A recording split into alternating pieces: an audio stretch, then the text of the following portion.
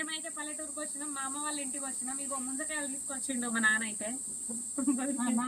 మా నాన్న ముంజకాయలు తీసుకొచ్చిండు, కళ్ళు కూడా తీసుకొచ్చిండు. ఎండాకాలంలోనే ఎందుకు తినాలి ఎందుకు తాగాలి అనేసి చెప్తాడంట. సో చెప్పు.